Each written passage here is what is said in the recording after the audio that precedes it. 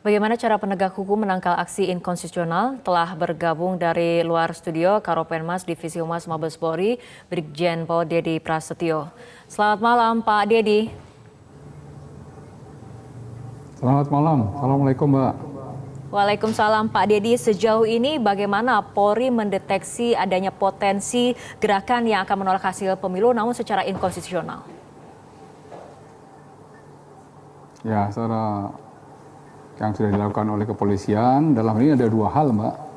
Yang hal pertama yaitu melakukan kegiatan patroli cyber atau patroli di media massa atau di media sosial ya. Kita sudah melaksanakan tim cyber melakukan kegiatan patroli cyber dengan melibatkan juga atau bekerjasama dengan Kemenminfo, kemudian Badan Cyber SNI Negara. Memonitor setiap akun-akun yang memposting konten-konten yang sifatnya agitatif, sifatnya hoax, dan sifatnya hate speech. Kita terus melakukan takedown oleh Kemenminfo dan blokir terhadap akun-akun tersebut. Dan kita juga memberikan literasi digital, ya, berikan pencerahan kepada masyarakat tentang berita-berita yang bohong atau berita hoax tersebut. Dan kita juga melakukan penegakan hukum. Ya, apabila dari Direktorat Cyber Bareskrim menemukan suatu tindak pidana cyber ataupun yang melanggar Undang-Undang Nomor 1 Tahun 1946, Pasal 14 dan Pasal 15, barang siapa menyebarkan berita bohong yang menimbulkan keonaran itu dapat dijerat undang-undang tersebut. Langkah yang kedua, di lapangan ya dari Polda Metro Jaya sudah menyiapkan rencana pengamanan secara detail. Ya, juga memonitor setiap dinamika pergerakan masyarakat di lapangan. Ya, dari jajaran mulai dari tingkat Babin Kamtibmas, kemudian dibantu dengan Babinsa, dibantu dengan Polsek, Koramil, Polres, Kodim, kemudian juga Polda dan Kodam terus ya bersinergi bekerja sama memonitor setiap dinamika perkembangan masyarakat. Ya, termasuk indikasi yang mengarah kepada aksi unjuk rasa yang akan dilaksanakan dengan sasaran kantor KPU maupun Bawaslu. Dari Polda Metro Jaya sudah mendesain juga rencana pengamanan di KPU sendiri, yang membagi menjadi 4 ring. Ya, mulai ring 1, ring 2, ring 3, ring 4 di jalanan, semuanya sudah dipersiapkan dengan matang dengan berbagai macam skenario-skenario untuk menghadapi potensi-potensi gangguan Kamtibmas yang akan terjadi. Jadi kita terus monitor Mbak, dari sisi intelijen kita terus monitor dinamika baik dari sisi media sosial maupun di lapangan, dan konsep pengamanan juga secara umum sudah dipersiapkan dengan matang. Begitu Mbak. Oke, apakah strateginya akan kemudian berbeda pada saat masa menjelang pengumuman sampai nanti tanggal 22 Mei nanti dan pada saat hari H pengumuman dari KPU? Ya, jadi untuk aparat kepolisian bersama TNI sudah mengerahkan kekuatan yang cukup ya dalam rangka untuk menghadapi segala macam kemungkinan kontingensi yang bisa terjadi.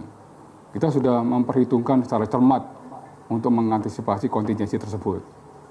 Ya, demikian juga satuan-satuan standby call yang ada di Polda Banten, kemudian Polda Jawa Barat, Polda Jawa Tengah, Polda Lampung, semua juga dipersiapkan. Harapan kita tentunya masyarakat tetap tenang, ya tidak terprovokasi oleh berita-berita hoax. Bahwa pemilu ini alhamdulillah secara umum sudah berlangsung secara aman, secara damai dan secara demokratis. Demikian juga proses pleno yang dilaksanakan di tiap-tiap KPUD, KPU provinsi sekalipun nanti akan berjalan juga seperti itu Mbak, secara transparan, jujur, adil, dan demokratis. Demikian juga nanti finalnya di KPU pusat juga akan berlangsung seperti itu. Jadi kita mengharapkan masyarakat tidak terprovokasi dengan berita-berita hoax yang disebarkan oleh akun-akun tertentu gitu. Oke. Titik berat pengamanannya seperti apa Pak? Apakah ada kemudian daerah-daerah atau provinsi yang dianggap kemudian paling rawan sehingga pengamanannya jauh lebih tebal? Kalau fokus pengamanan memang muara daripada pemilu ini ada di Jakarta. Akhirnya tahapan-tahapan akhir pemilu di Jakarta. Oleh karena Polri bersama TNI fokus pengamanan ada di Jakarta, Mbak. Namun demikian untuk Polda penyangga, seperti tadi saya sebutkan Banten, Jawa Barat, kemudian Lampung, itu tetap dalam kondisi juga siap siaga. Ya, artinya bahwa kita tidak mau underestimate. Segala macam kemungkinan bisa terjadi. Segala macam kemungkinan itu kita antisipasi secara maksimal. Demikian gitu. Artinya jika ada kemudian ajakan untuk memobilisasi massa ataupun people power, sikap polisi seperti apa? Ya. Kita selalu mengimbau. Kemarin Bapak Kapolri sudah menyampaikan bahwa menyampaikan pendapat di muka umum itu merupakan hak konstitusi. Dan itu kita jamin. Ya. Namun demikian di dalam menyampaikan pendapat di muka umum sesuai dengan Undang-Undang 9 tahun 98 juga harus diperhatikan oleh seluruh warga negara bahwa sifat menyampaikan pendapat di muka umum itu bukan bersifat absolut, tapi limitatif. Ya, jadi ada ketentuan-ketentuan yang harus dipahami dan juga harus dilaksanakan sesuai dengan pasal 6. Ya, ada 5 hal yang paling pokok yang harus diketahui oleh seluruh warga negara di dalam menyampaikan pendapat di muka umum yang bersifat limitatif tersebut. Yang pertama bahwa di dalam menyampaikan pendapat di muka umum harus menghormati hak-hak dan kebebasan orang lain. Yang kedua, menghormati aturan-aturan moral dan yang diakui oleh umum. Yang ketiga, mentaati hukum dan ketentuan peraturan perundang-undangan yang berlaku. Kemudian yang keempat, menjaga dan menghormati keamanan dan ketertiban umum. Dan yang terakhir, yang terpenting adalah menjaga keutuhan persatuan dan kesatuan bangsa. 5 hal tersebut, ini yang sifatnya harus ditaati oleh seluruh warga negara dalam menyampaikan pendapat.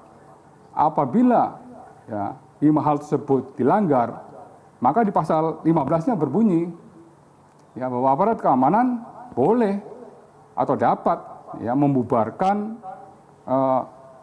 pertemuan tersebut atau kegiatan tersebut karena melanggar pasal 6 tersebut begitu.